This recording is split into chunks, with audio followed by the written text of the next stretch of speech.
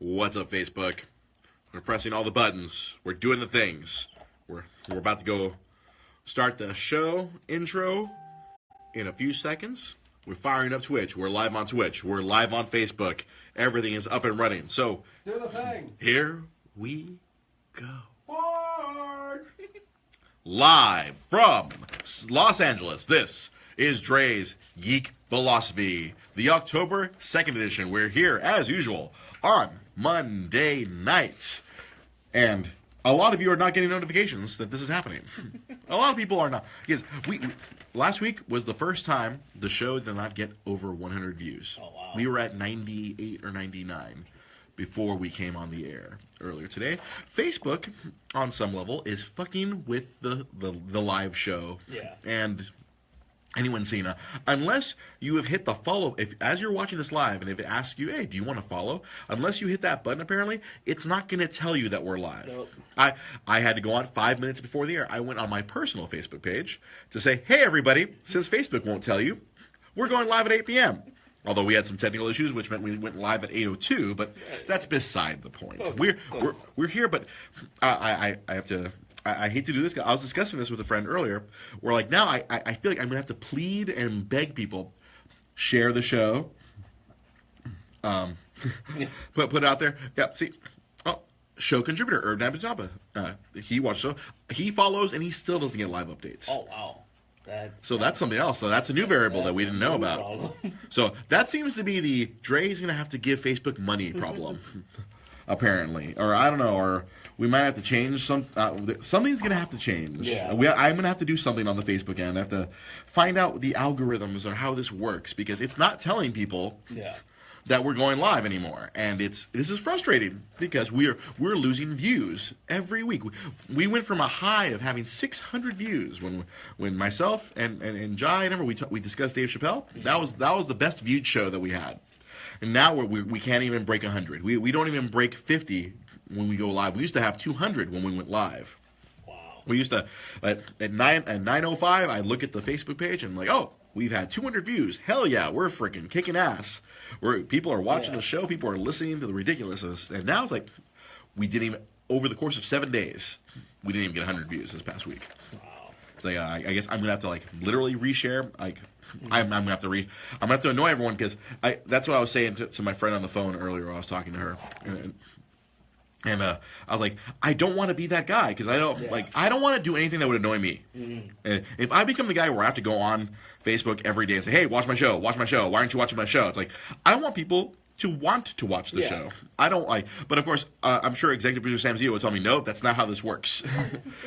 If I want people to view, I have to annoy everyone. I have to go out of my way and be that asshole who shoves it in your face. Hey, watch my shit. Well, I mean, think about it. Every time you post something, not everybody you know sees it. Yeah, this is true. So you want to make sure that you stay present so that people can understand. And it's essentially that's why I added the two other shows. I mean, which is a good idea. We created the Wednesday night comic, the multiverse comic show. I would come on Saturday nights. Obviously, probably Saturday night's probably not the best time because people are out watching movies, eating dinner, doing whatever. So that's why I really kind of haven't done that show the last couple of weeks. I'm trying to get a different streaming setup to see what's going on. Oh, Michael Tang, let's go Dodgers! Yeah, that's right. Michael Tang is watching the show. Hey, what's up, Mike? So that's what's going on right now with it's obviously it's a point of frustration for me in particular because we want this to become bigger than it actually. We want this to become bigger. We want this to where I come on like Dre's Geek Philosophy. God damn it! See that kind of shit like is stuck in my head. And that's not good. I'm sorry. No, you have a smile on your face, but I don't. That's not good because if that shit gets programmed in my head, I'm gonna start saying it more frequently, and that's bad for the show. You think that's good, but I don't. I think that's a very bad thing for the show. If I start getting these mnemonic triggers where I'm gonna say the wrong thing. I love your mnemonic triggers. No, but it hurts the show. No, I honestly and truly, I think it hurt. No, it's annoying. No, if it annoys me, I think it annoys my viewers. If I say stupid shit like.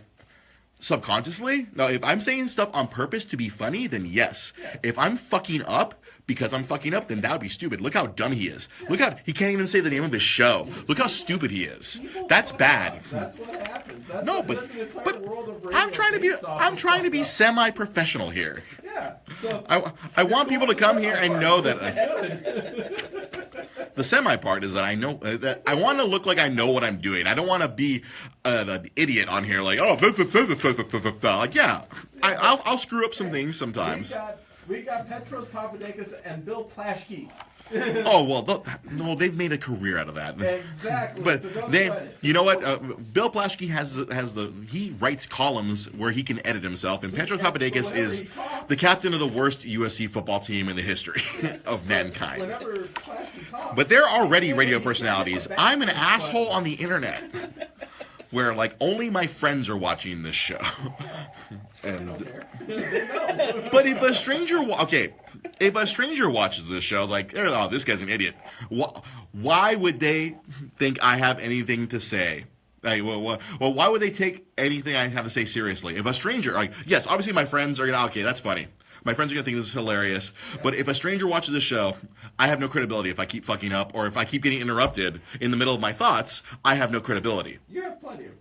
No, with strangers, no. Well, with my friends, yes. I have a lot of credibility with my friends, You have but a podcast. That's the credibility. People, No. And if strangers are tuning in, everybody has a podcast. I have a podcast. Everybody has a podcast. yeah, and if a stranger is tuning in for some reason, it's because they automatically think you're going to have credibility. Don't sweat the little mistakes. Trust me. Yeah, it's not. But I don't want the show to be called Dre's Greek Falafels. Oh, of course It's not. freaking retarded. Yeah, but it's funny when it happens. It's dumb. It's a drinking game moment.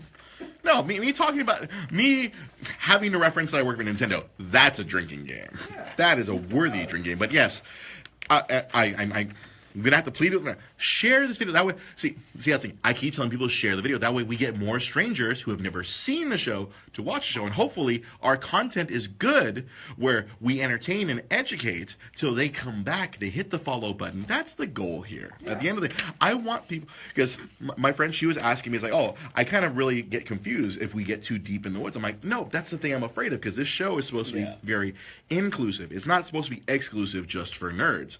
This show is supposed to be inclusive to where a person who is not a nerd, someone who is not a fan of video games or a fan of, or when I talk professional wrestling or we talk comic books, I want people to be able to understand why me, you Pete, you Sam, why we love these things and try to explain it's not that, oh, we're childish because we love video games. No, we love video games because they are artistic. They bring out strong emotions out of us. They create a feeling that we get that we can't get anywhere else. And I want people who do not understand to kind of see that point of view, like, oh, that's why Dre keeps playing Super Nintendo games, even 20 some odd years after the Super Nintendo doesn't exist. This is why people are lining up outside of Target and Best Buy and Walmart to get a little tiny little Super Nintendo, a small little thing. You know what? I barely opened that thing up this morning. I didn't open it up right away because I'm still playing Destiny. I opened up that Super NES Classic. That thing is almost as small as my freaking phone. Yeah. That is I did not expect it to. I'm gonna have to post it on the Facebook page later, a comparison of because I still have my original Super Nintendo. Yeah. And then we have this NES Classic that came out on Friday. Myself and executive producer Sam Zia, we got. I am dying slowly. Raging cough. Yeah, that's a drinking game right there. Myself and Sam, I obviously, I got lucky when you and I were sitting at In-N-Out after after a recording of this very show on a Monday night. I happened to see online, oh shit, at Best Buy went live right now. I got my pre-order. Unfortunately, Sam Zia could not, but Sam, tell us your story. I want you to tell the story of how you, executive producer Sam Zia, were able to get your SNES Classic last Friday against all odds. Pure, absolute, complete, wild fuck luck. Every place was sold out. And Everywhere. I showed up at like 8:30, and here's the fun part. I went to like Toys R Us, and they had the little sign in front that said sold out. They gave away the little vouchers Yep. to people. Yeah. That's a smart thing. Yeah, of course. Those people who got the vouchers then drove to Best Buy and bought more over there. That's the only thing that really bothers me about this whole situation. 300 and more, and people that were in line at Toys R Us ended up getting sick because they would just buy one, then get back in the line, and then buy another. That's awful. No, that bothers me immensely. Yeah. So that happened, and I get to Toys R Us, and there's, of course, all the people with tickets show up, and I'm like, you know what, I might as well just stay here, you know, just to see what happens, you know? Mm-hmm. And everybody lines up. They start buying them at 10 o'clock in the morning when the doors open. And as soon as the doors open, the managers, I just said, so what are the chances of me just getting one? He was like, someone's got to not show up. They have the ticket. Mm-hmm. They've already got, like, they've claimed their spot for it. Right. They just have to not show up. They have to just not come back at whatever hour. By 10:30. By 10:30. So they had 30 minutes.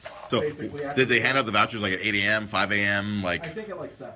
Like I'm sure they had a line of people outside overnight because some people that we know. They had 54 sold wow. already. That's how many they had in store. So they had 54 vouchers already taken care of, already spoken for. So I wait there, and that, like, you know, I'm just standing there right there by the manager's office, just waiting quietly. I let him know. Minding your own business. Yeah, no, I let him know. I'm going to stay completely out of the way. I just know whenever, just in case one happens to become available, let me know. Mm-hmm. So I see him grab one at about 25, at 10:25, and go back to his office. And it was like, the guy has 5 minutes to show up. And oh, wow. And I just stand there, and people start lining up behind me because they realize what I just stumbled upon. So they show up, like, I'm sitting there watching the clock. The guy gave him an extra 5 minutes. Yeah, 10:35. He gave him some extra time just in case he didn't want to create a customer service issue. Because all of a sudden if the guy shows up at 10:31, I sold yours. Oh shit, my bad. 10:35. He basically tells everybody that lined up behind me, I only got one, and this guy's got it. So I was like, yes. Cha-ching! Scoreboard. So Sam Zia. I won't call it an unassisted miracle because the guy had to not show up. Yeah, this is true. Now, you had to wait on someone else's failure. Now, maybe he was one of the guys that got a bunch of them at Best Buy. Or where he went somewhere else to go get more. Yeah, so maybe he was one of those guys, and he was like, you know what, I don't have the money to get another one. I'm done. Because maybe he didn't want to wait until 10 o'clock. They started selling them at 7 at Target and at Best and at other stores. This is true. Maybe he didn't want to wait, and he got them already, so he said, forget it, I'm out. And thank you for that. And by hook or by crook, Sam Zia, you got yours. I know you were very concerned since the Walmart debacle, the pre-orders, and then the inability, the Best Buy not letting you make the pre-order. When I text you, it'd be like, get it, go now, get to the chopper. Now, the fun part is that I didn't have to go to Walmart to get it. That's nice. I purposely was going to avoid going to Walmart. I did not want them getting my money for that product. Oh yeah, same yeah. I am kind of like glad I didn't pay Walmart for it. Yeah. I was more than happy to give the big blue box a little bit more. Well, I was happy to put that on my credit card.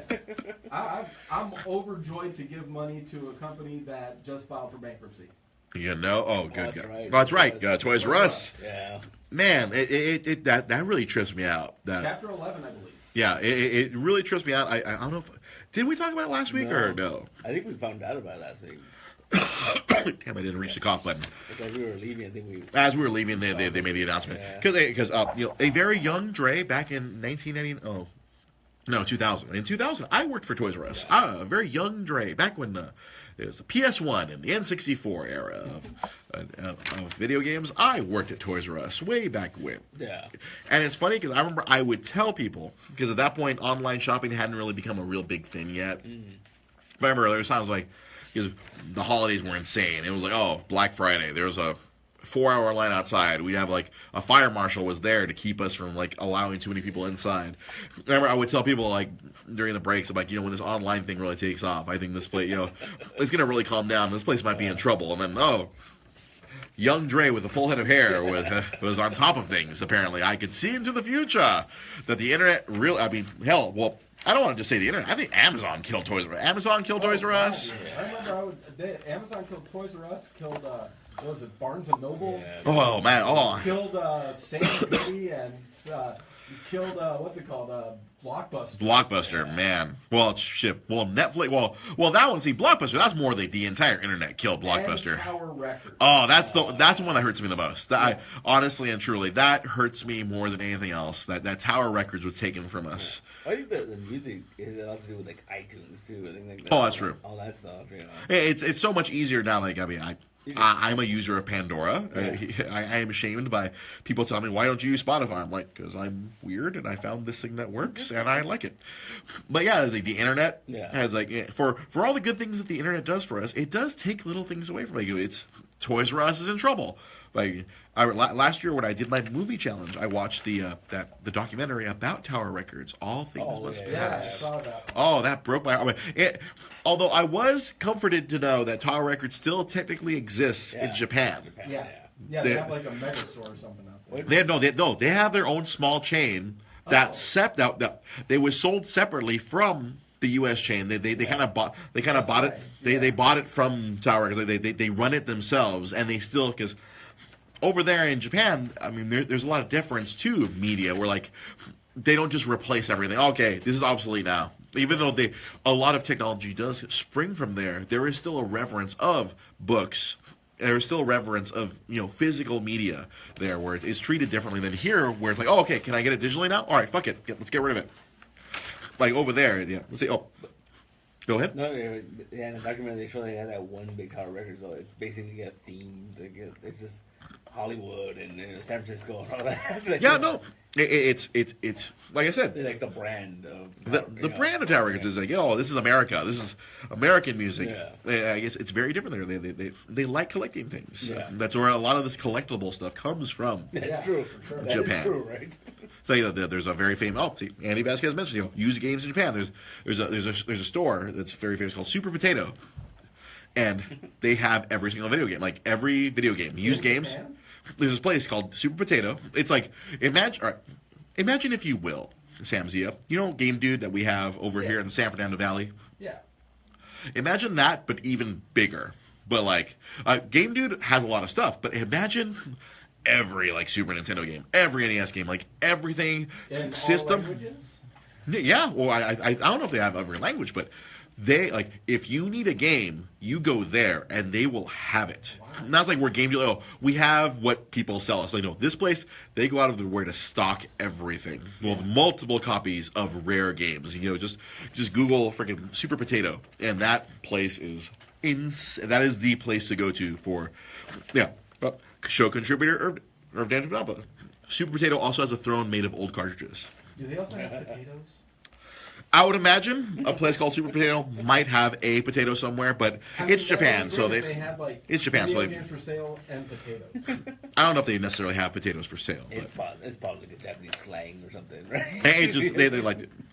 Yeah. Oh, and Andy Vasquez on Facebook says each used game has a grade and price. It's not a flat rate where like you can buy a pristine copy. Let's say if you're looking for a pristine copy of Earthbound or whatever. Is there like video game Beckett on this shit? I'm sure they probably price it themselves. I don't think there's a Beckett or a price guide, so to speak. Much like in comic books, there's the Overstreet price guide, which values every book depending on the condition, but I'm sure they probably have their own kind of medium that they have set. I mean, they've been doing it forever.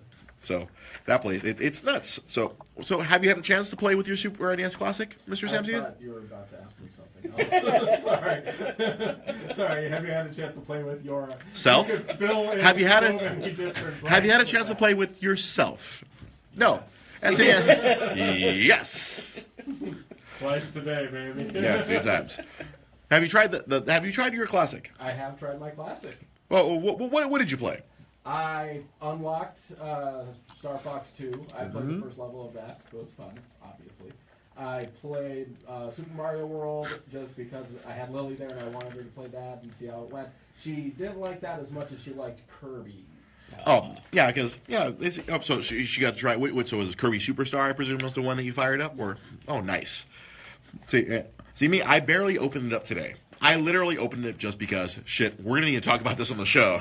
And it wouldn't be great if I would come on the show. In the HDMI cable, it makes it way better than the Genesis thing that I got. I know. It was so simple. I was like, bloop, Yeah, like a USB but cable, bloop. I will give it this, the Genesis thing, even though it has half the audio quality, it's Mm-hmm. like, you literally can't hear Sonic music the way that it is. And that's that's a shame. half the game for me. That's a shame because Sonic is all about the music. But the one thing that the Genesis the little Genesis thing Mm-hmm. has over the Super Nintendo is, You can plug in any Genesis game. yeah, it has the top loader for Genesis games, so you can play games beyond the ones that they have programmed in.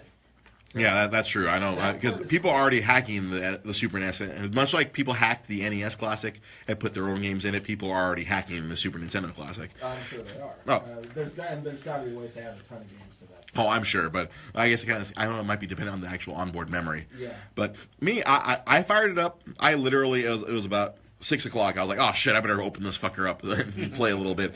I played Star Fox 1 just to unlock Star Fox 2, but I didn't get a chance to play Star Fox 2. I also fired up F-Zero because I hadn't played that in forever. F-Zero, yes. And because over the weekend I was really debating what game to start because a part of me the Japanese RPG nerd in me really wanted to fire up Final Fantasy 3. But that's 65 hours minimum. I'm waiting for that one. Lily wants to play that one because she already loves the Final Fantasy genre. Oh, from watching you play Final Fantasy 15 and 12. And all the Let's go watch. Yeah, I wonder how she's gonna react. Although I have a weird feeling she might like Secret of Mana better because I feel like that's gonna be a lot more colorful and a lot more visually pleasing for her to watch. The only problem with it is that she's in second grade, and that is a lot of reading. Oh, Final Fantasy 3 would be a good amount of reading, but. Yeah. See the combat in the old. That's why I'm saying that she might enjoy watching Secret of Mana more than Final Fantasy 3. Where Final Fantasy 3, the combat is not that entertaining if you're not the person who's initiating it. Where she's just watching your little guy, shoot crossbows or swords or cast a spell. Where Secret of Mana is more like a very action-ish. Well, there's a lot more action. There's a lot more fun stuff going on. Where we're in Final Fantasy 3, I grant it's probably my favorite RPG of all time. It's fun to play, but I'm trying to imagine from the perspective of a second grade young lady like Lily, she might be a little bored watching Final Fantasy 3. I But agree. but Secret of Mana, she might have a great time. And you know what? Something else that would be really cool. She might enjoy watching Earthbound. Yeah. Earthbound is insane. Yeah. It's like you're hitting a dude with a baseball bat. I'm gonna heal. I'm gonna eat this hamburger. That guy brandished a knife. He didn't hit me with a knife. He just brandished it, and I lost 5 HP. The thing that I enjoy the most is the fact that it's HDMI, so the quality visually is so clean. And my problem with, because I have the Nintendo, the actual old Nintendo, and the problem is like you have to fidget with the cords to make sure that you don't have the blurriness. Yeah. Like it doesn't look clean, and with the HDMI, it's just crystal, and it sounds great. Oh, thank you. But Yeah, that's that thing I did notice with the issue. Oh my God, everything came I out. got a new TV. Oh really? Yeah, I didn't tell you this. Oh, you did not. Maria went. We have to baby-proof everything. This is true. My TV. Soon, little JoJo will be able to move around on his own. Yeah, my TV, and he's almost on it, man. He's Oh, really? Yeah. My TV stand was all glass. That's right. Oh Yeah. man, thunk. So we had to get rid of Hit it. his head, lose an eye. Yeah, so we had to get rid of it. And, we had everything set up. Maria found a really nice TV stand at the furniture place right across the street from me, the one that's been closing for the last year. We got one that was, really cool and everything. We bring it in, and nobody thought about it to measure the TV stand with the TV. So my That's TV, slightly the important. one that we usually watch is now in the bedroom. Oh really? And it's like, we have a wall. That's Like entire so the TV from your living room, that big old 60-inch TV or 65? Oh, 55. it's 55. Okay. Yeah.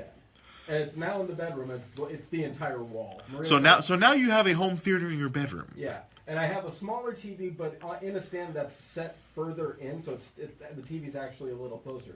So it size-wise comes out fine, and it's 4K. Oh, it's So I get nice. a lot more.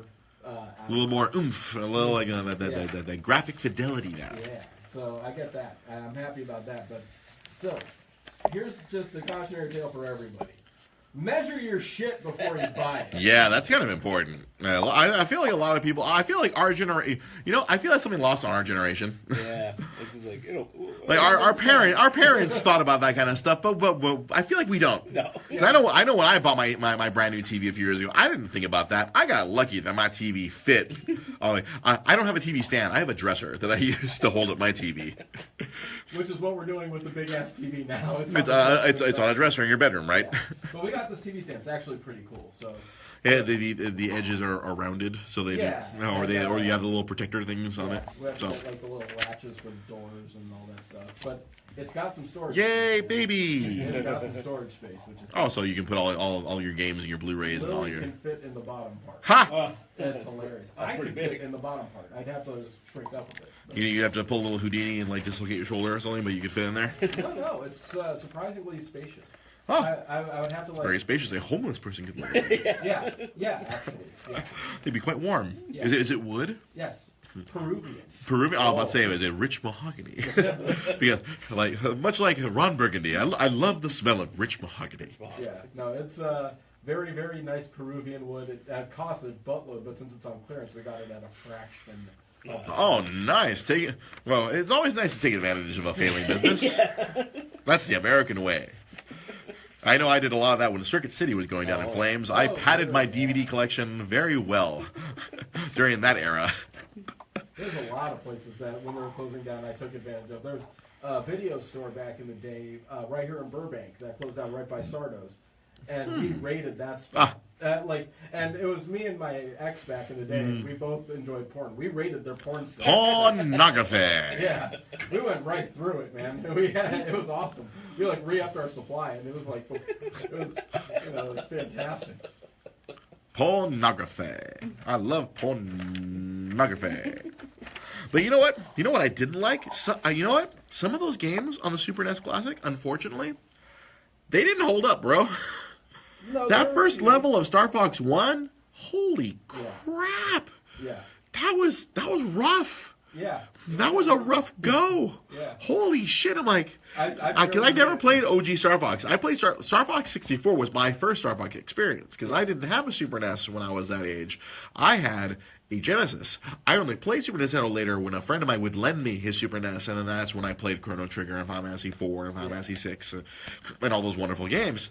But Star Fox is one I didn't get my hands on, and holy shit, that was not great. Yeah, no, that was one of the games that I played because other friends had it, and I had the Genesis and Super NES, but I played that one at my friend's house, and there's a reason why I didn't buy it, because I was like, I don't want to have to play that hard for a game. Yeah. There's a lot of games, and I don't take away how great it is. It's a great game. No, I mean, I think for its time, Yeah. and I think that's a big thing with retro gaming now, where it's like, I was having a discussion with some of my friends on Destiny the other night. Well, actually, no, it wasn't Destiny. I was talking to someone else, where there's a new Shadow of Mordor game that's coming out this week. The Lord of the Rings. The game is very similar to Batman Arkham Asylum, or Assassin's Creed to that extent, where it's a very open world. You run around destroying and killing everything, and my nose is getting congested, and I'm going insane. Where there's the new Shadow of Mordor, and then my roommate has not played it yet. And me and another guy who was at our house yesterday were like, don't play the new one. Play the old one first, because once you play the new one, you can't go back. And it's kind of weird. Yeah. It's in video games. It's very hard to go backwards. Once you play a newer version of something, and you have to go back to the way things were controlled, it's really rough. So, I love Star Fox 64, and they really haven't changed the control scheme since then. But going back and playing OG Star Fox, that was awful. It was like, oh my god. I mean, I'm sure back when it originally came out, phenomenal. This was like, those graphics were cutting edge in the early 90s. But in 2017, oh god, it was not good. I'm hoping that Star Fox 2 will be a little bit better, or probably closer to like Star Fox 64, because that's what I imagine. Star Fox 2 is more like along the lines of what they were trying to go for later on. Well, no, that was the thing that they were talking about, was that people who loved the original Star Fox and were looking forward to Star Fox 2 were disappointed by 64. Oh, really? Because it brought in a different set of gameplay. Oh, then, see, I love 64, so there's no way in hell I was going to like the original Star Fox. Well, it was a tough game, but it was much more flight-focused and making sure that everything, like, they kept it grounded in that. and there was a lot more gameplay elements that came out in 64 that people just weren't happy about. Oh, the one level where you have to go underwater, or the one level you have to drive the tank. All the rest of the game was flying. It was insane. Yeah. I love that game. My God, when they remade it for 3DS, I was so happy. Oh my God, I kept playing it over and over and over. And another game I fired up just because I was curious to see how it would hold up. 20 some odd years later was Super Ghouls and Ghosts. I played that one. I definitely got that one going. God, that game is fucking awful. I mean, or it's fucking awful. Or I shouldn't say it's awful. It's awful awfully is it? hard. I have to stop using that word. I have to make a note. Don't say AWFUL. I did not like that game. It was very difficult. It was terribly difficult. Yeah. I did not like it. that's what I it's could known not get for. past the first thing. Yeah, that's what it's known for. It's known for being Kicking one you of- in the dick as hard as it can? Yeah. Holy you know shit. how hard that game is, and then you get all the way to the end. That you game beat is the game, harder than and the a guy 14-year-old the first time he goes to a porno convention. Says, oh no, it was well played. It was so hard. How hard was it?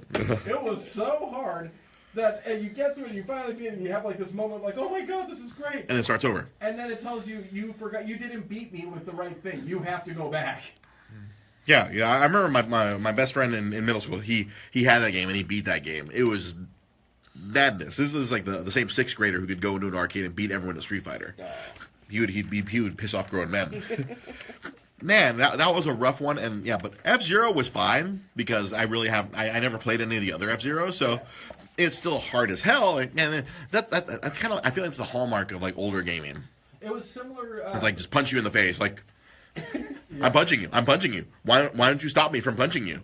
A game that for people that didn't play F-Zero, a PlayStation game, people would Wipeout. Wipeout. It was exactly like That was the equivalent on PlayStation. Wipeout. Good games though. All of them, most of them hold up really. Yeah, that's why I'm like I haven't played. Of course on the Saturday show I haven't done Dre vs Super Nintendo. I fired up Super Metroid. That game is still amazing. Yeah. That's why I didn't fire it up on my Super NES Classic. I'm like, oh, I've already been playing that. Let me play something I haven't played. Like that became my motivation. I was like, I'm going through the games I haven't recently. Like I've been playing through Legend of Zelda on my Super Nintendo, so there's no reason for me to fire that up on my SNES Classic yet. I played that and named the character Lily, and Lily lost it. Oh, I'm sure she did. Oh god. See, like that game, like it's so funny how like Such a good game.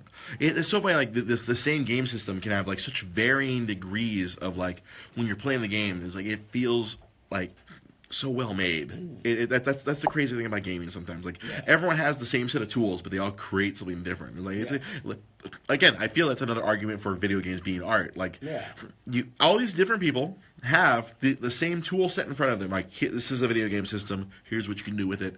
Create something. And then there's some people who go out there and create these magical pieces of work, like a Super Mario World, Legend of Zelda: Link to the Past, Super Metroid. All like these games are just amazing. Yeah. I can't emphasize it enough how friggin' like it's great. Some of those games are just they're works of art. Mario World was a revelation. Really, in gaming, the way that it was constructed, the different layers it had to it, it had some great. It was great platforming, but they had so many hidden secrets, so many different things. Oh yeah, like that people. They introduced that in Super Mario 3, but they took it to a different level. Yeah, in Mario World. Like in 3, it was like everybody knows where to get the 3 whistles. Game over. That's true. But with this one, there were so many things that were really difficult, like secrets that I knew that were there, but it was still a pain in the. Yeah, because there were multiple exits to each of the levels. Yeah. Mario 3 will always hold that kind of special place in my heart because like that was like right when I was really like balls deep into like gaming at that point, and that game was so magical to me. Where like me like in my mind I like Mario 3 more than Mario World, but I do recognize that Mario World was amazing. I remember the first time I finally played through Mario World, like later on in life. Like, 'cause I never got a chance to really play it when it was in its heyday, because I didn't have a Super NES at that point in time, and I think that was middle school. That would have been middle school for me. Yeah. And I remember watching my best friend play it, but I never really got a chance to play it myself. And then playing it later, I'm like, holy crap! Some of the level design was nuts. I'm like, there's some levels where I'm barely escaping, Yeah. or what do you call it? The Star World. Oh, the balloon level. Oh my God, those levels were chaos. I remember like barely surviving. Here's some levels where like, oh, you had to have the cape and fly, or else you were not going to pass the level. Oh yeah. Yeah, it's like holy shit. Yeah. I remember this barely escape. I remember it was like. It was not completions; it was escapes. So I was like, "Okay, I made it! Holy fuck!" Yeah. I guess that's where like the crux for that Super Mario Maker that came out recently, where it's like, oh, a lot of people like that. They like those kind of levels where like you're surviving. Yeah. It's more about survival than completion. Yeah. And And you see more of those the Kaizo videos that Yeah. people make. They just like make the most break. they make freaking nightmarish things where like a normal person would be like, "This is madness." Like Pete, you would look at this and you're like, "Why? Who?" I've seen those, right? You have to like you have to get hurt to keep going. Or something. Yeah, or like you have to like you have to grab a shell and throw it at the right spot, hop off the shell. Yeah. You take the Yoshi, you sacrifice the Yoshi, you have to, like do all kinds of Yeah. like it's pure like it's timing. It's all about you have to have like the perfect reflexes Yeah. to get through. And the thing is, you can't make the level unless you can beat it yourself. Yeah, that is the craziest part to me. That like there's a person out there who made it through this nightmare. Yeah. These living like Mario nightmares. Like, oh my God, I cannot believe I survived this stupid thing. What's wrong with people? Because I remember as a kid, the original Nintendo, like at the last level, when you had to do that big jump and there's that little Yes. little piece you get to Holy land on. fuck. Yeah. The impossible leap. I could Oh. never do it, man. Like, it took forever to I remember, oh God, I remember like I've made it like a handful of times. As a kid, like maybe once or twice, like, oh my God, I did it! Because literally, like, yeah, you couldn't just land, you had to like bounce off of it. Yeah. Because like, you had to use the momentum to get across. It was. As an adult, I made it. I played, was it the Lost Levels? Because in the Super Mario All Stars, where they included the Japanese version of The Super Mario lost 2. levels are insane.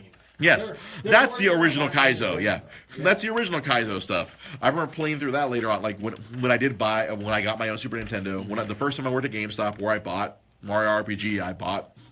I remember I have this special cartridge which had Super Mario World and Super Mario All Stars on the same cartridge. Oh, Then I remember I was playing through Lost Levels. I'm like, oh my God! I remember me. The girl I was dating at the time and her two brothers, we were all kind of like taking turns. I remember I brought it with me. I'm like, hey, let's do this. Let's play Lost Levels. And we're like, oh my God, like nightmarish water level. Like I've always hated water levels in Mario games. Water levels are like the worst. But then yeah, and freaking Irv, good old poison mushrooms. Like like Oh, they were. right. They introduced the game was so hard. They thought the Americans couldn't play that. They thought that was the original Mario 2. Oh, really? And they thought it was so difficult, they didn't bring it over here. They took a different game called Doki Doki Panic, Yeah, that's what which had a freaking genie and all these like. Yeah. That's why the Super Mario 2 that we had was so weird. He's throwing And turnips. there's no Bowser. Right? There's no Bowser. It's like some big frog. Or Yep. Yeah, that was good God, why can't I remember? Wart. Yeah. It was Wart, and then the other boss was Mouser, Bowser, yeah. and then there was a Hydra. Crab? Yeah, I think there was a crab, and there was like a three-headed Hydra, freaking like dragon. That was like a dragon snake. It was like I forgot the name of that one. And yeah, that was Andy Vasquez on Facebook. Like they were white Americans would not have been able to handle Lost Levels. Oh my God! So they took this other game, Doki Doki Panic, and just Made it to Mario. they turned it into Mario. Yeah. They're like, all right, let's have 4 characters. All right, Mario would be average. Toad could not jump, but he lifted faster than everyone else. Luigi, he could float in the air. Wow! His little his legs constantly moving, and then that's the first time he could use Princess. Back when she was Princess Toadstool, now she's Princess Peach. Or as a drunken friend of mine said, Peach. I'll never forget that. It was one of the OG guys from Comic Galaxy, one of Barry's friends. It's like, he said, like, dude, there was one day we're playing Mario Kart, and we're all really drunk. And we're looking at the screen, and one of us goes, Peach. And then him and the other guy, they were sober later. Like that was still, they're still laughing their asses off because they drunkenly realized Peach. And that has stayed with me for 20 plus years. But Princess Toadstool, she could float. It's like, some levels you can cheat your way through some levels. I'm going to float across. And I remember that game was still pretty hard, too. Yeah, that was a hard one. I think it wasn't until, when I was older, when I was in college, I beat that game. That one and Mega Man 2 were the two games that, the two first games I ever beat. Oh, really? Yeah. Mega Man 2, that was good God. The dragon at the end where you had to, hop. Oh, yeah, dude, the running from the dragon, you had to get the timing right and everything. It was fun, though, man. that game for me wasn't Wily or anything like that. It was Flashman's level. I had the worst time getting through that. all the lasers. Yeah, it messed me up every single time. It's awful. No, I gotta stop saying that fucking word. How awful was it? You know what wasn't good? The last night, Rick and Morty had their season finale. Yeah. You know, and Pete and I, we both watch it. And we don't. Sam still has to fire up Hulu and watch the previous two, now 3 complete seasons that are now It'll happen. and are done. At some point, I mean, there's no pressure, my friend. One of these days. But this is definitely a Dre and Pete segment right now. Yeah. Last night's Rick and Morty, after this, I want to say a spectacular 9-episode run where it just like escalated. We got a lot of character depth. We have a lot of crazy, funny stuff. A lot of really emotional, dark stuff. We get this last episode of Rick and Morty, and I believe the word I told you earlier was like, I was underwhelmed. Yeah. And what did you say? You said it was weird. It was weird. I mean, a lot of people were saying it felt out of place, but no, they talked about something that we set up last episode. Yeah, they very heavily dealt with the is Beth a clone, which I thought honestly I thought they were just gonna leave that dangling till like season 4. Yeah. I thought it was like even then, I mean, so I was actually arguing with John. Well, we're talking with John with this. They didn't say if she was or not, right? Because he kind of said, and then he said at the end, but Rick is not known for telling the truth. Yeah, they were like, they even made a joke about that. They were like, oh, he wouldn't tell us if it was. You know? Yeah, he wouldn't say. Yeah. And then Beth had a very distinct change of behavior. Of like after having this revelation where she realized, oh my God, I am my father's daughter. Yeah. And I am a crazy, I'm smart and I'm willing to kill people and do whatever I want because I'm smarter than everyone else. I mean, but it did shift. Not really. I mean, because he made an enemy of the government. Like, yeah, no, I mean it was insane. Like the Rick versus the government. Yeah, just trying to get a selfie for Morty. All over a fucking selfie because the president. I don't do selfies. Yeah, but then they kind of resolved that. Like, yeah, and honestly, I think that's what bothered me the most about the episode. Where like the previous, where season 1 they broke time. Yeah. Fuck it. Yeah. Season 2, Rick goes to prison. Yeah. Season 3, status quo. Yeah. And then there's a line in the episode where he literally, actually no, it might have been this episode before. Like he says talking about shark jumping, and I hope Rick and Morty didn't just jump the shark by like, oh, Beth's back with Jerry and everything's normal. Well, I don't think so because they even made the joke about how Beth is like oh, it'll be like season 1 all over again, So. Yeah, I know. They even reference it's like self-referencing, but they still are kind of doing it. They're doing it, but they're not doing it. Yeah. And Rick, I'm a replacement Rick. Yeah. I'm fly fishing Rick. Yeah, just the bullshit, And it's just yeah. And I don't know. I was honestly, I think my expectations were way too high. Yeah. Like, to be honest, I was expecting Phoenix Person. I was expecting freaking Evil Morty. I was expecting all these things to be resolved because they did do what they did a few weeks ago. Last week's preview was another misdirect. Yeah. Like, where the entire preview was the first 2 minutes of the episode, which they did before with the Atlantis episode, where they misdirected us. And I thought, oh, we have an Atlantis episode, and it wasn't. It was a Citadel. Like, we talked about all the other Ricks and Mortys of the universe. Yeah. And it messed with our minds. Yeah. And I feel like they didn't fuck with. I mean, they maybe passively or. Well, see, that's the thing. So, as people have been analyzing the hell out of this episode. Right. And they've been saying justifiably so. They have. And they even went as far as going about how how so the president in the very beginning when they blew off the president, they were just like oh, this is bullshit. They just left. Mm-hmm. And then the president says like, oh, Rick and Morty just blew off America. And so they're like self-referencing what people are going to feel about this episode. Oh. And then on top of that, but the one... that's very high. That's quite highfalutin. Right? That is far too highbrow. But then on top of that was apparently there's an interview when they talked about season 3. And I think Dan Harmon said something that season 3 was going to be 12 episodes. Oh. And so now people are tearing it apart. Poopy Butthole showed up at the end, and he said, "Oh, maybe the next time you see me, I'll have a Santa Claus beard." So everyone thinks it's going to be a Christmas episode. Yeah. Oh. Which is going to be the real finale. Which will be the true finale where Phoenix Person and Evil Morty come and ruin Rick's life. Yeah. Somehow, some way. Yeah. Where this season finale was a kind of a placeholder. Yeah. Well, I mean, I wouldn't put it past them. I mean, they did release the first episode on April Fool's Day with no warning whatsoever. Warning. Yeah. So we could get a very special Rick and Morty Christmas where the entire world is destroyed. Yeah. So yeah, it was weird. I think I feel the blame lies with me, where I had this giant expectation. Like, we were ramping up, we're setting up all these things, but now you come with this and, well, maybe they'll do a Christmas episode. So I wouldn't put it past them. They're trolling everybody by just. That certainly seems like what that would be up the alley of Dan Harmon and Justin Roiland, It wasn't the creators a of the bad show. episode. It just wasn't a good finale. Like, you know. Yeah, that's inherently is the problem. What was my problem with that episode? I expected big, and because they went big with the Wedding Squanchers, the end of season 2, they went fucking big with that one, and they're like, there was big stakes that happened in that one, and then this episode kind of like, all right, Rick's taking the White House kind of hostage, okay, and yeah, and I love when he was like fucking with the president though. That was hilarious. That was pretty funny. It was a typical Rick and Morty episode. Like, it really felt like more of like a season 1 or season 2 episode. Like, it felt out of place with this season. Well, obviously they did talk about stuff, but it felt very out of place. Where Rick was more irreverent than like, I'm slowly losing my grip and getting really psychotic. Yeah. Which was that felt like that's what the season was Rick getting more and more freaking out of control, and Morty having to assert himself more. Because that felt like what was going on all season long, where like Rick was just getting like, oh, like the episode of the Vindicators, where like Rick is just fucking, I'm just gonna get blackout drunk and fuck with everyone. Yeah.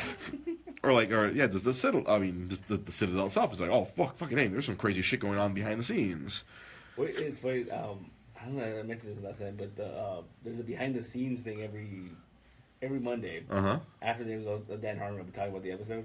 So, putting the Vindicators episode, the only reason why the bomb didn't go off at the end was because Morty weighs the same as Noob Noob. Yeah. Yeah. Because they weigh the same. They weigh the same. And that's the only thing that kept everything from exploding. I did like how they made fun of the fact that Mr. Food Butthole, like, he was like, oh yeah, between seasons he got a family. He has a wife and kids now. Because it was so long between seasons. He had a kid. Yeah, they were kind of like mocking that whole thing, which that was pretty funny in my book. Man, I don't know if we have enough time for the final topic. I think we have the topic. Huh? Do the topic. We have tap danced our way through a lot of this. So, all right. So, thanks to show contributor Irv Danny Patampa, I was forwarded an article, which I did post on the Facebook page. If you go to the Facebook page, the article is there. Warner Brothers has decided to go opposite of what Marvel is doing. Yeah. And they're not getting rid of their cinematic universe. They're not going to adhere to a cinematic universe where every movie has to tie into everything. Yeah. Where now they're going to do independently stuff that is going to be independent of each other. Like we talked in the pre-show, the Martin Scorsese Joker movie, which now it will not be part of the cinematic universe. Yeah. It's going to be something of it on its own. And why don't you go in depth? They compared it to like Elseworld comics. Yeah. So it's like its own thing where, like, but see, it's so essentially what they're doing is, like, from what I was reading, Warner Brothers is more of a directors type studio where they reach out to directors. That's very true. Yeah, and where they're trying to avoid what Marvel does. With Marvel, like, they've had problems with Edgar Wright. And Patty Jenkins. Right. It's not a unique problem. Yeah. Obviously, it's affecting the Lucasfilm movies as well. Yeah. And that's a Disney approach, where, I mean, I think the best example of it was Edgar Wright made a comment about how they wanted to make a Marvel movie, they didn't want to make an Edgar Wright movie. Yeah, you know, and so like, where Warner Brothers is trying to take that, go do the opposite of that. They want to make a Martin Scorsese movie. Yeah, or they want to make or whatever these other Well, they've certainly made several Zack Snyder movies. Yeah, but see, I think that's the inherent problem with this whole thing is that they've always wanted to do that. Mm. But the thing is, it was like in the middle. Like, okay, they did Man of Steel. Mm-hmm. Honestly, I don't feel like Man of Steel was a setup for a shared universe. No, it was not. It was a setup for Zack Snyder showing us how much he hates people. Yeah, right. And I think they didn't know how to top that, so they were like, "Oh, let's bring Batman into it." And so the thing is, it didn't start off as a shared universe, and that's why it didn't work. Yeah, exactly. Yeah, and that's the argument I kept making leading up to Batman v Superman, where they are hand-handedly trying to do an Avengers, where Marvel, they naturally built up to that progression where, okay, we have the Iron Man, and then we did a Hulk movie, a Thor movie, and then a Captain America movie. They built to this where they had everything meet up together in the middle and created this Avengers movie, which made a fuck ton of money, made a lot of nerds happy. Yeah. Where Warner Brothers was like, let's skip all those steps and just go straight to the big one. Yeah.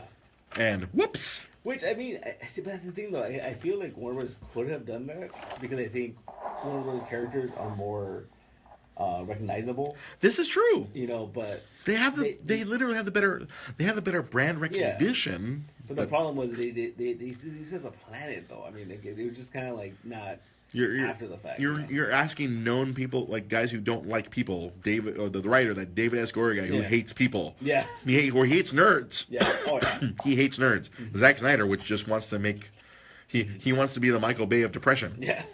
We associate Michael Bay with explosions. Yeah. I associate Zack Snyder with sadness. That's true. So I think that's the whole point. The whole idea is that, like, okay, we don't have to stick to the shared universe. Well, I think they're getting rid of it. I think we're still going to get... No, the article I did read, like, they're still going to continue this whole kind of Justice League shared universe to a certain extent. Hold on, I got to move something over here. Boop, okay. No one's watching Twitch anyway. But but now they're not gonna adhere themselves like, well, yeah, like the best example is that Martin Scorsese movie, or like if there's other, maybe we'll get an Edgar Wright Warner friggin' DC Comics movie. That'd be kind of cool. But I think the whole thing, I think it's really funny because do you ever hear about that? What was that George Miller Justice League? Justice League. The reason that didn't happen was because it was in the middle of Nolan Batman movies, and Warner Bros. Complained like people were getting confused. There's two Batmans, and so don't worry about that. Now they're just kind of like, they're like, oh fuck it, let's just do it. Like, well, because I think it comes on the heels of the fact that Wonder Woman was so successful, and it was only tangentially connected to the like there was a letter from Batman. Yeah, that was pretty much it. You didn't really need to have watched Batman v Superman to enjoy the fact that it was an awesome Wonder Woman movie. Yeah, well that's true. I mean, and then you mentioned too, like they're taking a page from like the fact that they had Nolan do whatever the hell he wanted. Oh yeah, I mentioned that in the pre-show. Yeah, they let Nolan do a Batman movie, and they turned Batman into a ninja, and people watched the shit. Dark Knight made $1 billion. Yeah. I think that was the first comic movie to make $1 billion, I believe. I'm pretty sure, yeah. Yeah, that was the first one. Because I know Marvel didn't hit their first $1 billion movie till Avengers. Yeah. But I think, I don't know, man. What do you think? Do you think it's a good thing that they're doing this, or? I think on a certain level, yes. I mean, I think long term, this is a good decision to go their own direction, to stop trying to copy. Because inherently that was my problem. They were trying to copy Marvel and doing it badly. Yeah. Like trying to force this Justice League, force this universe all in one. Like the way they approached it was bad. Like short term, this is bad. Because I think a lot of people are going to get confused. Yeah. Like the next 3 to 5 years, people are going to be very confused because it sounds like maybe the Aquaman movie won't be connected to the Justice League, even though it's still going to be Jason Momoa. Like they might go a different direction with that. See, that's a little confusing to do that. Like I think exactly. Yeah, I think you need to like stick to certain things. Like certain characters still need to be interconnected. Like if those core Justice League characters still need to be connected to each other. Yeah. But you're gonna have these other movies that could be confusing. Yeah. Well, I feel like too, like you read some of the what's it called, the layouts of these movies, especially like a Flashpoint movie they're doing. Mm-hmm. Like it seems like they're not gonna make movies that are focused on one character. It's just like, oh, this is the Flash's story, but everyone else can show up. Yeah, and that's where like if you have different directors and different visions, you might have different actors. Yeah, and that's gonna get confusing. It's like, but I think maybe on the positive side, this opens up to like, oh, maybe they can do an Arrowverse movie. Yeah. Now they won't be held like, oh, now we have to have Ezra Miller and freaking whoever they're gonna cast as Oliver Queen and so on and so forth. No, they can bring they can call up the kids from the minors and let them be the starters in a movie of their own for the TV show Arrow Arrow Flash and all that. They can have their own movie now theoretically. Yeah, right. Yeah. Because that was the big problem, right? They were like they're getting rid of characters on the shows because they're like they were going to do them in the movies, And they're like, people are getting confused. We gotta get rid of them. And I think that's a short-term problem. Yeah. Because this wasn't a problem in the past when there was no shared universe. Yeah. You had your Fantastic Four movie and your freaking Daredevil movie and your Spider-Man movies, like in X-Men. They all kind of existed separately, and they all did very well. But Yeah. Marvel has done this kind of. They created this thing where. I feel like in some weird way they're kind of creating new nerds because now you have to follow. Where before you didn't have to follow anything. Like, maybe you had to follow the 3 Spider-Man movies, you had to follow the 3 Nolan movies. You had to kind of follow along there. Yeah. But now, if you want to like have the highest amount of enjoyment from this run of Marvel movies, you have to watch all of them. Yeah. Because they're all gonna they're all gonna connect. Even Doctor Strange was kind of standalone. Oh well, hey, we had Doctor Strange showing up at the end, and we had Thor at the end of the. Yeah. Doctor Strange, so one can assume, hey, we might get some Doctor Strange. Yeah. In Thor Ragnarok. I forgot to look up how many days. I want to start doing that every week right now. Like, we're only X amount of days till Thor Ragnarok. Boom, boom, boom, boom, boom. Like, I, for one, am very excited for Thor Ragnarok. I am extremely fucking excited for that fucking movie. But did you see that thing? I thought it was really interesting. So, apparently, the Directors Guild won't allow co-directors credit. Right. And so Warner's put in a paperwork for the Writers Guild to give Joss Whedon co-writers credit. Oh, really? For and they had to screen the movie for the Writers Guild. They gave it to him because he made so many changes. Yeah, apparently the type of credit he's getting, you have to change at least 30% of the movie. Huh. So there might be some. The night will be the darkest before the dawn. Yeah. Show contributor Irv Nampatamba being this episode's MVP. It's 31 days till Thor Ragnarok. I can't wait. It's gonna be so awesome. Yeah, man. So that's almost half the movie he changed, man. That's at least 30%. He has changed so he can get co-writer credit. Yeah. Wow, man, that makes me feel bad for Edgar Wright when he got that co-writer credit on that, man. They changed more than 30% of his movie. Yeah. I think there was a case for someone else in another Marvel movie where like, they got credit because we took your script and totally did our own thing. It is movie business, man. It's nuts. It's nuts. I worked in it for 11 months and I got to see behind the scenes. It is pure chaos. It sounds pretty cutthroat, man. It is pretty cutthroat, dude. It's the whole like, I wanted this yesterday. We need this now, and you have to pay for my assistant. You have to do this. But I don't want to go to Korea. You're going to Korea to promote the movie, and then you're gonna go to China, and then you're gonna go to Japan. It's gonna be it's pure chaos. Yeah. So that we'll see. So that you know what? You telling me that he's changed more than 30% of the movie. That gives me hope for the Justice League movie. Our $6 will not be thrown away in vain in November. Because, dude, that's coming up soon. That's probably like 45 days then. Yeah, is it mid-November or late November for the League of Just Ice? I think it's like 2 weeks after. Yeah. Is it 2 weeks? Oh man, so 45 days till Just Ice League. Just Ice League. I guess if that would have been what I would call it if Zack Snyder was still, it would have been the League of Just Ice, because that movie is cold. I'm fired. I'm firing myself for that pun. That was a terrible pun. If Kiet fan, a show contributor watching this, he would probably want me to fire myself too for that incredibly bad pun. And on that terrible pun, we have reached the point in the show where I say, now I will do my weekly plea. Please share this show with your friends. If you're watching this on Facebook Live, please tap that share button. Share it with your friend list. Like I usually say, if there might be a friend of yours who has never watched me, who has no idea who I am, but they might think I'm amusing. You never know. You never know. Share the show with your friends so that we can try to get more viewers and grow this show. This segment has been brought to you by Dick's Butt Cream. See? That flow just flows right out. The insanity that's contained within this bald vessel comes out, and that's the kind of stuff you can share with your friends. I remember show contributor Irvin Patapa. He felt bad about sharing the episode. I believe it was the episode where we talked about the dolphin vibrating controller, and me and Black Dynamite going off on my phone in the middle of me being intimate with a lady. That's the quality content you get here every week. Or almost every week, on Dre's Geek Philosophy. You can always follow the show at Dre GB Podcast. I'm finally using Twitter a little bit more. I posted an update last week because we had audio problems last week, so the iTunes version of this episode did not go up until yesterday, but it is up there. Episode 30. Last week was 36. Oh, if I hadn't gotten sick, last week would have been episode 37. In a row? In a row. It would have been like I was doing the research later on. Yeah. Like if I had not got sick and missed that week of recording, last week would have been 37 in a row. But it was not 30. It was 36. That would have been perfect timing. Right? The episode before my birthday, my last day of being 37, was gonna be episode 37. I mean, damn this infection in my chest that has haunted me now.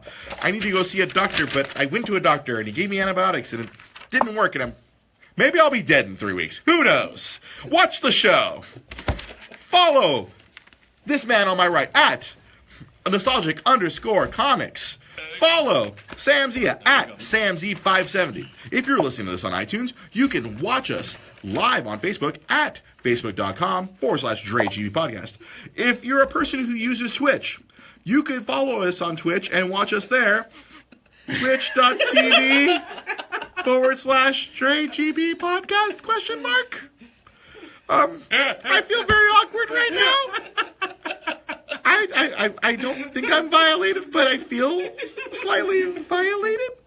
You've been listening and or watching to Dre's Geek Philosophy. This is Gohan letting you know that I don't know why my parents are weird, but they're making noises in the next room. That's a Dragon Ball Z Abridged reference.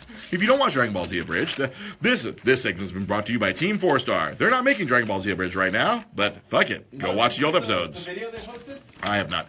They said that they are going to do a 3-part hour, each one being an hour and a half long finale to the Cell games. It's not going to be until next year. They have to do their stuff. But they said that this is what they are going to do. So they are on hiatus, but they're on hiatus. An end in sight. So Dragon Ball Z Abridged fans, that is your news update about Dragon Ball Z Abridged. So your ear smells delicious. For executive producer Sam Zia and judgmental nerd Pete Molini, I'm your host, Dre Cervantes. This has been I am an adult. This has been your host, Dre Cervantes. Thank you for watching. Thank you for listening. Please share the video. Share it with your friends. Why not? Who does it hurt? It'll hurt you in the long run, because then your friends will not trust you ever again when you share a video. Hey, but take one for the team. Have a good night.